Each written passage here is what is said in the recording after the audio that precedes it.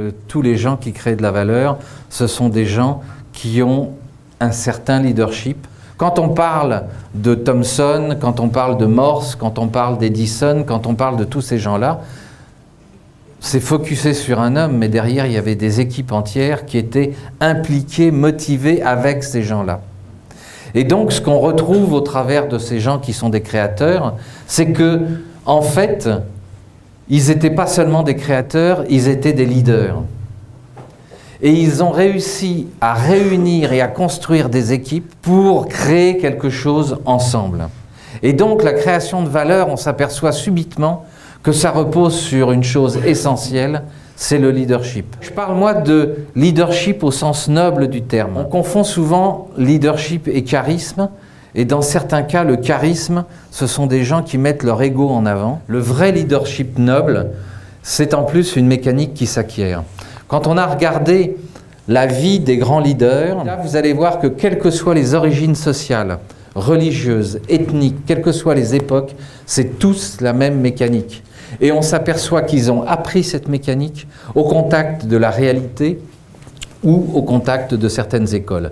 Il y a des leaders qui sont des autodidactes, il y a des leaders qui sont des diplômés, quel que soit le niveau du diplôme, ça s'apprend, parfois ça s'apprend intuitivement, ça s'apprend implicitement au contact du quotidien et de la réalité. Mais pourquoi ça s'apprend? Parce que les gens qui sont portés par un projet, qui sont portés par une idée, qui ont envie de faire quelque chose pour la collectivité, quelle que soit la taille de la collectivité qu'ils visent, ce sont des gens passionnés qui, à ce moment-là, emmènent avec eux les gens qui ont envie de partager ce projet et le résultat auquel ils vont arriver. Article numéro 1, le leadership n'est absolument pas un statut hiérarchique. Il y a dans les équipes des gens qui sont des leaders et il y a des chefs qui ne sont absolument pas des leaders. Il y a des chefs qui sont des charismatiques mais qui ne sont pas des leaders. C'est par leur comportement qu'on repère les leaders. Un leader, c'est quelqu'un qui arrive à transmettre avec les autres sa passion, ses objectifs, ses projets et qui fait en sorte que les autres le suivent. Un leader, ce n'est pas être riche et célèbre. Je ne sais pas si vous avez vu dans les journaux, on nous parle de leadership partout. Dans les médias, on nous parle de leaders, de grands leaders. Mais si vous regardez les grands leaders qui nous mettent dans les journaux et à la télévision, ce sont souvent des mercenaires. Ce sont des gros égos charismatiques, mais ce ne sont pas des leaders. Il y a très très peu de leaders aujourd'hui. On a un déficit de leadership dans notre monde politique, social, économique qui est phénoménal.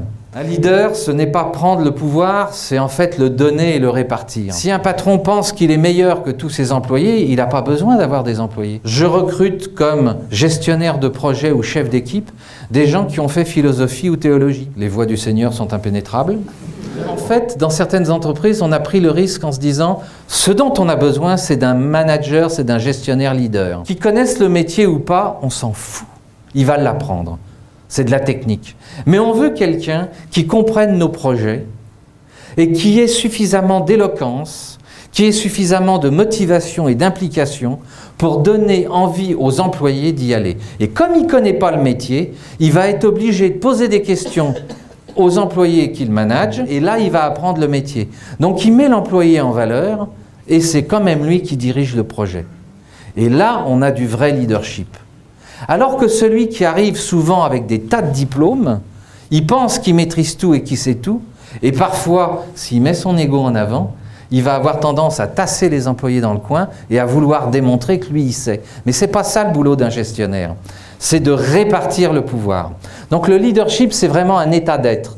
J'ai envie de faire réussir une équipe. À partir du moment où je vais pouvoir acquérir cette compétence et la transmettre aux autres et permettre aux autres qui sont autour de moi de développer leur talent, leur savoir, leur comportement, de croire, d'être impliqués dans les entreprises et dans le projet, parce que là je raisonne surtout au niveau des projets, à ce moment-là, je développe du leadership et je développe le leadership des employés puisque je leur permets aussi d'être responsables, d'être autonomes, d'être motivés et d'être impliqués.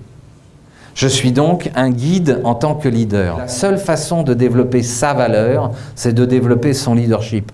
Vous pouvez avoir tous les plus beaux diplômes que vous voulez. Oui, il faut sans arrêt s'enrichir et pousser nos compétences techniques, mais les diplômes ne valent que parce que vous êtes vous-même. Alors comment développer son leadership? Quelques leaders Armand Bombardier, bien sûr, c'est un empire aujourd'hui. Mais d'où il est parti? Avec quoi comme idée? Quoi comme passion? Alors on m'a raconté une petite histoire à son propos. On m'a dit, c'est son cousin qui était chanoine et qui lui a dit Armand, il faut que tu fasses quelque chose. Tu es un ingénieur, il faut que tu nous crées un engin pour désenclaver le Québec l'hiver. Ah oui, pourquoi? Mais parce que tu comprends, les gars et les filles, ils couchent entre eux, ils baisent entre eux, entre familles, ça va nous faire tout un paquet d'handicapés. Là, il faut qu'ils aient un engin pour pouvoir aller draguer ailleurs.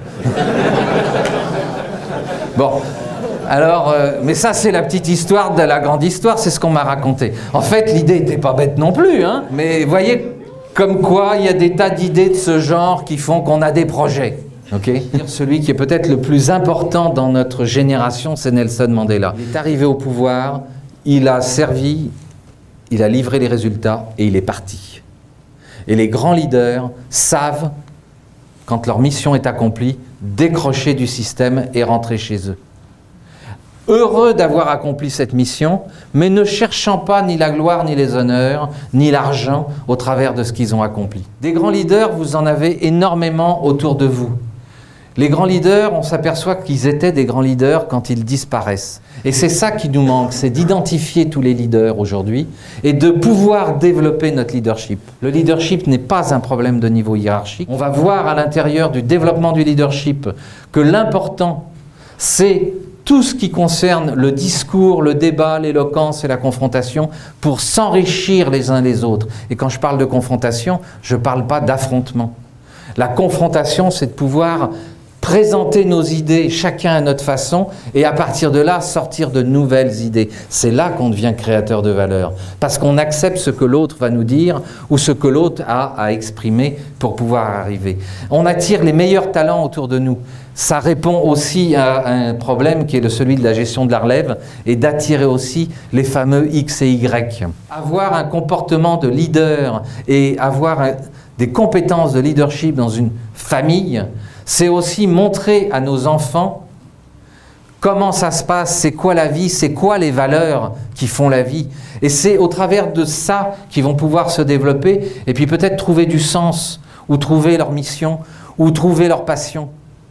Donc le leadership, c'est pas seulement que au boulot, mais qu'importe que vous le preniez à titre personnel de façon égoïste et que vous l'exploitiez chez vous, vous allez de toute façon, dans l'un ou l'autre cas, développer des compétences. C'est bon de travailler comme ça, parce que c'est là où on s'en va dans les années 2010-2012. On est en pleine évolution sociologique, on est en pleine évolution sur le plan des mentalités et des comportements, et c'est là où on s'en va.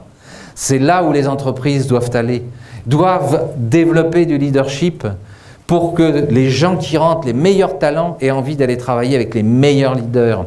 Là, on va créer de la valeur. Là, il va se passer quelque chose. Il ne peut pas y avoir de leadership si on n'a pas de résultat. Sinon, on est un rêveur, on est un poète. Il n'y a pas de concret derrière. Un leader, c'est quelqu'un qui emmène une équipe à quelque chose de tangible. Et quand on voit le résultat, on partage cette émotion, on partage le résultat, et on se dit « Waouh, on a fait ça ensemble, alors on peut encore continuer à aller plus loin. » On y croit. Pour créer de la valeur, il faut passer à l'action. Mais ensemble, en échangeant. Ça agit sur la chaîne de production. C'est comme un espèce de fluide. En finale, je dirais que d'une façon générale, il y a ceux qui osent être des leaders et ceux qui râlent, qui se plaignent du manque de leaders. Je ne sais pas si vous avez vu, Urbania a sorti un article dernièrement sur les chialeux. Je pensais qu'il parlait des Français, mais non, il parle des Québécois. Il y a des leaders fabuleux dont on n'entend pas parler ici, qui devraient être montrés en exemple sans arrêt. Vous avez de la créativité, vous avez une chaleur humaine, vous avez de l'ouverture, montez un peu le niveau de confrontation. Et vous avez tout pour développer un leadership québécois. Sur ce, je vous souhaite un excellent succès et beaucoup de leadership dans vos opérations. Merci.